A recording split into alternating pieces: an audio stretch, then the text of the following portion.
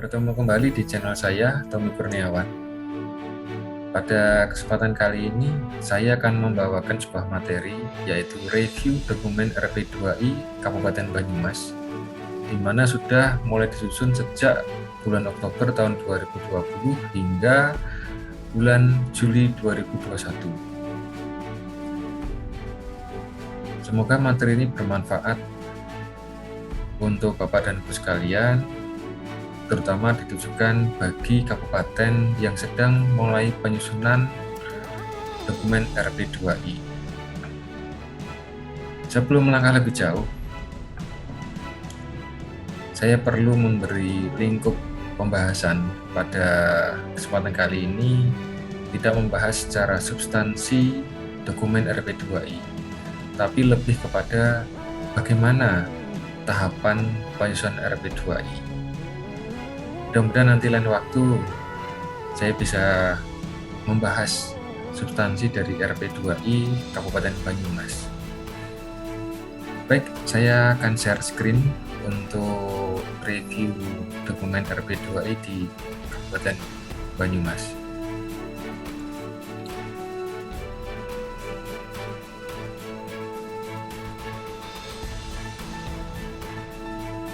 Sebelum langkah lebih jauh, sedikit pengenalan apa yang disebut dengan RP2I. Jadi, rencana pengembangan dan pengelolaan irigasi atau yang disebut dengan RP2I itu adalah instrumen perencanaan yang diperlukan oleh BPWS atau PWS atau pihak lain seperti pemerintah provinsi dan kabupaten untuk melaksanakan kebijakan dan strategi pembangunan di bidang pertanian serta pengelolaan irigasi secara partisipatif dengan tujuan mewujudkan keberlanjutan sistem irigasi selama 5 tahun ke depan. Jadi bisa dibayangkan, isi dari dokumen ini sebetulnya secara singkat adalah renstra di bidang irigasi yang melekat nantinya di masing-masing SKPD. Ya, baik. Slide berikutnya. Di bulan Oktober tahun 2020, kami dengan tim penyusun RP2I, Unazula, dan staf membuat sebuah time schedule atau jadwal penyusunan RP2I. Jadi ada 10 tahapan yang akan ditempuh. Pertama adalah persiapan pembentukan tim dan inventaris daerah irigasi. Ini sebetulnya sudah diterbitkan pada tanggal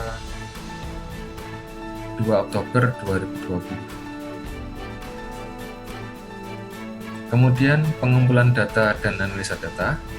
Ini sebetulnya dimulai dari Oktober sampai dengan Maret. Kemudian konsultasi publik, yaitu identifikasi masalah secara partisipatif. Ini secara rencana memang dari Februari sampai April, tapi melihat situasi dan kondisi baru terrealisir di bulan April. Kemudian untuk penyusunan draft dokumen RP2I, ini secara rencana harusnya mulai dari Maret, tapi sebetulnya tim itu sudah menyusun sejak bulan November. Meski baru bab 1, bab 2, tapi sudah sangat bagus untuk menuangkan dokumen RP2I. Sehingga dokumen RP2I ini final secara draft di akhir bulan Mei. Kemudian pembahasan dengan Komir itu direalisasikan di bulan Juni. Kemudian difinalkan, kemudian dibahas oleh secara internal dan eksternal.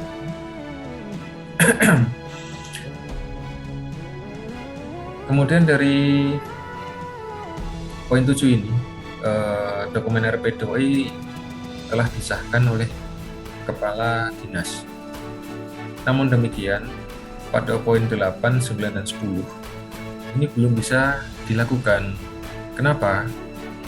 Karena untuk melakukan sosialisasi draft final RP2I ini membutuhkan RP2I kewenangan pusat dan RP2I kewenangan kabupaten. Sehingga pada item 8, 9, dan 10 ini ditunda untuk sementara waktu sambil menunggu dokumen RP2I kewenangan pusat selesai dan ditandatangani oleh Kepala Balai. Bagaimana strategi kami selaku KP ya dalam membantu tim penyusun dokumen RP2I Kabupaten Banyumas? Sebetulnya kami mempunyai strategi MONEF, yaitu 1 kali seminggu untuk pengisian data, dan ini ada pengisian Excel yang dilaporkan kepada NBIOP. Kemudian 2 minggu itu 1 kali untuk pengisian laporan, karena kami juga memahami bahwa menyusun laporan itu tidak mudah. Jadi dengan waktu yang 2 minggu ini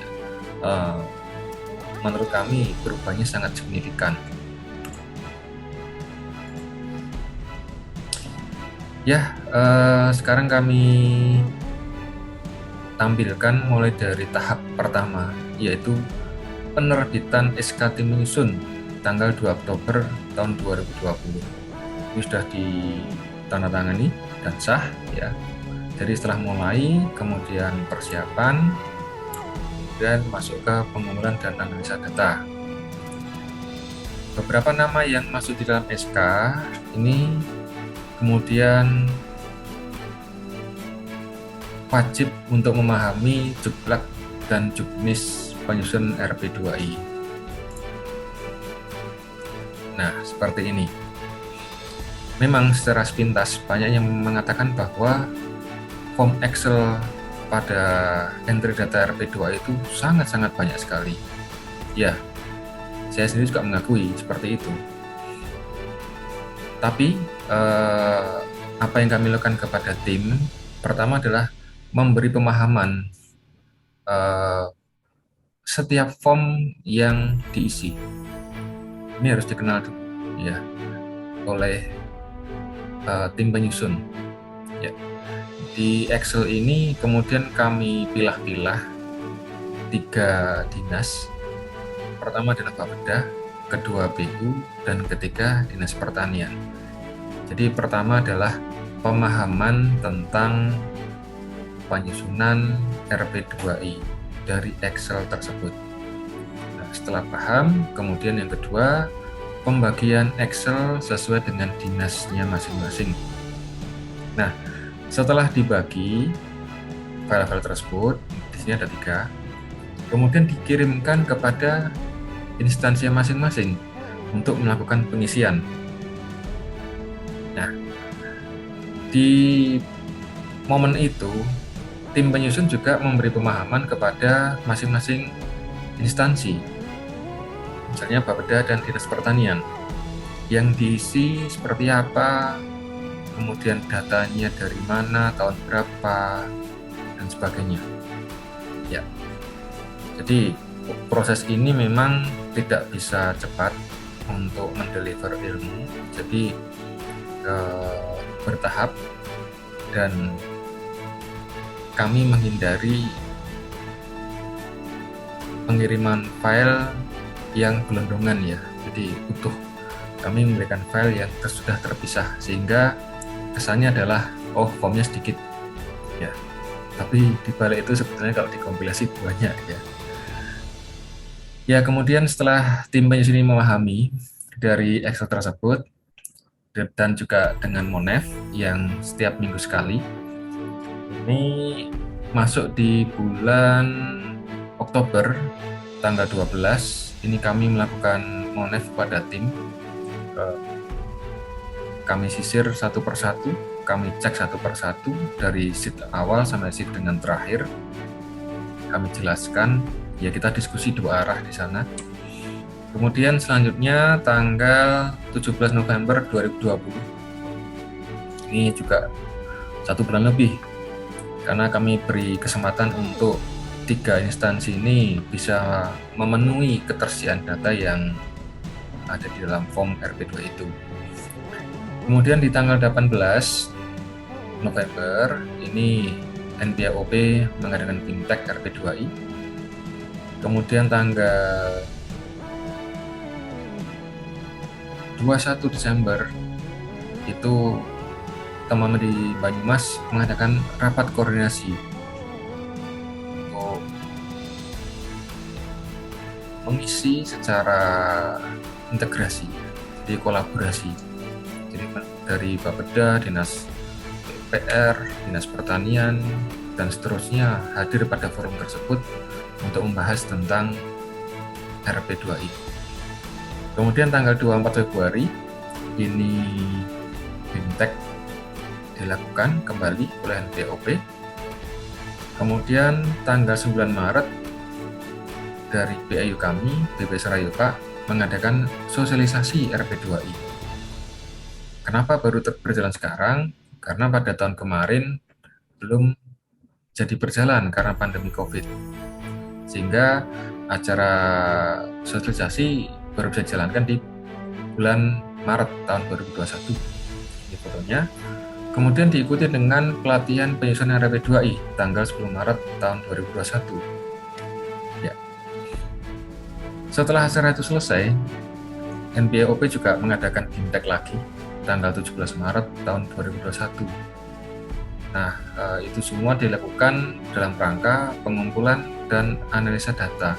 Harapannya adalah tim pensiun benar-benar memahami pengisian form RP2I dan juga bagaimana menarasikan dari form-form tersebut. Selanjutnya, masih dalam tahap pengumpulan dan analisa data, pada tanggal 12 April 2021, tim penyusun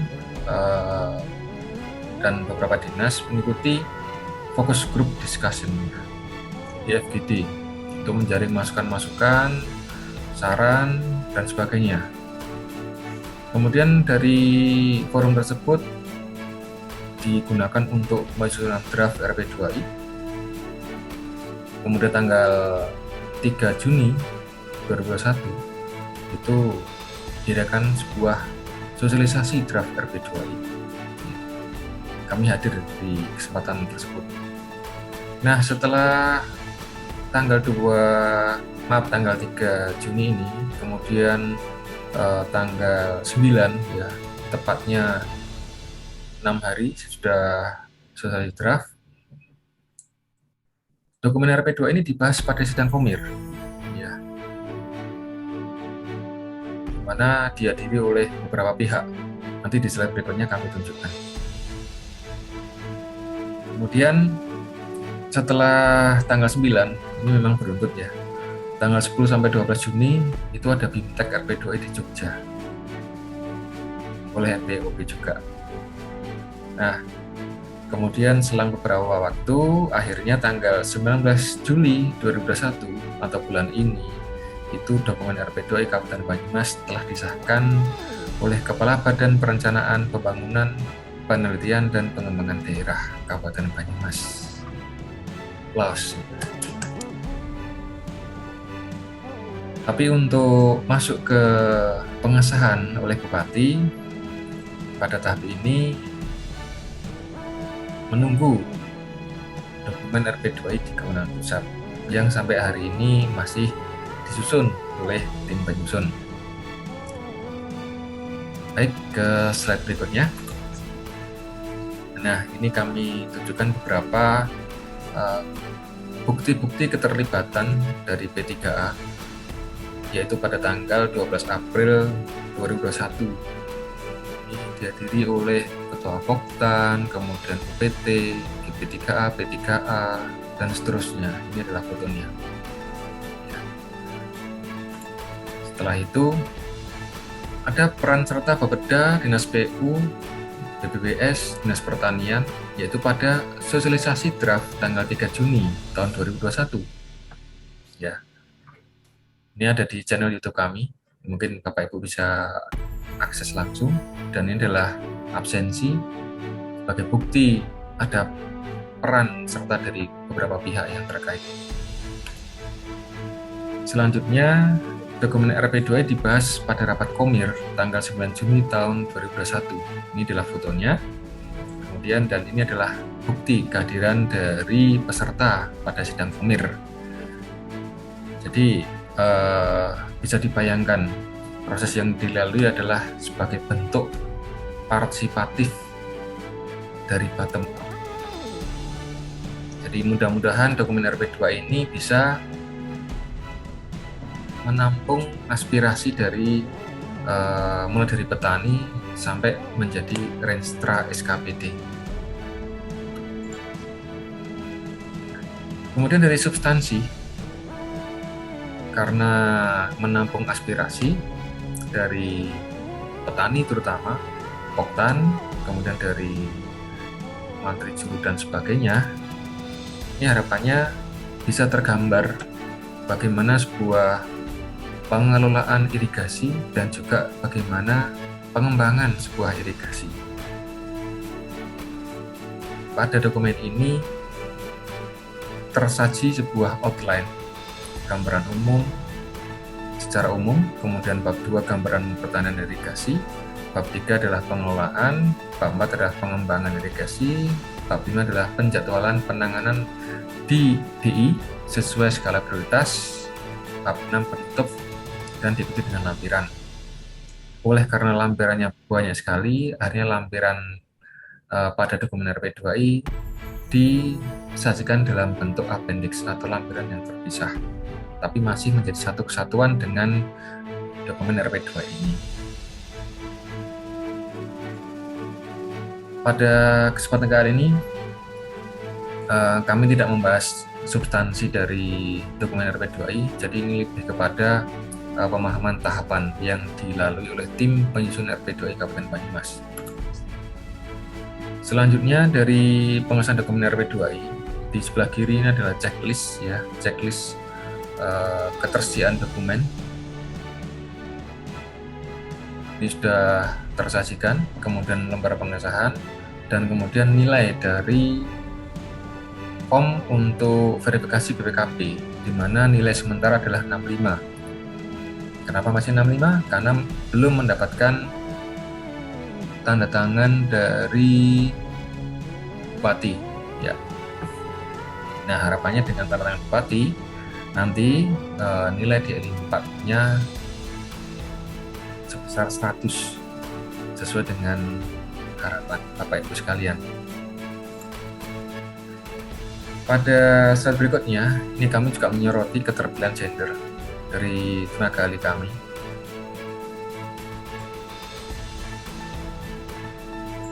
Jadi dari SK tim ini terlihat 3 poin. Pertama adalah 24 orang yang kedudukannya di dalam tim sebagai penasehat, pengarah, ketua, sekretaris, dan anggota, di mana masing-masing ini mempunyai tugas sendiri-sendiri. Poin kedua, 19 orang disebutkan sebagai jabatan dalam dinas, tidak disebutkan nama dan gendernya. Ini kemungkinan beliau yang menduduki jabatan tersebut dapat berubah setiap saat sesuai dengan kepegawaian atau mungkin rotasi ya. Kemudian yang ketiga, poin ketiga, sisanya sebanyak 5 orang berkedudukan sebagai anggota, disebut namanya, di mana 4 orang laki-laki dan 1 orang perempuan. Kemudian dari data yang diperoleh selama rapat yang dilakukan, ini pada tanggal 12, 3 Juni, 9, dan 15 Juni, ini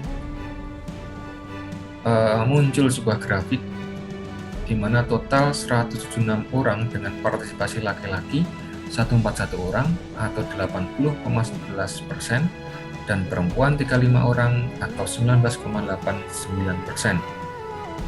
Tapi nilai 19% ini belum mencapai 30% kuota perempuan yang disyaratkan. Namun demikian, dalam dokumen ini telah disebutkan bahwa perempuan sudah berperan dalam kelembagaan irigasi, terutama di Komir. Sebagai sebuah dokumen yang dinamis, RP2I dapat dilengkapi pula dengan data-data partisipasi masyarakat, P3A, dan perempuan.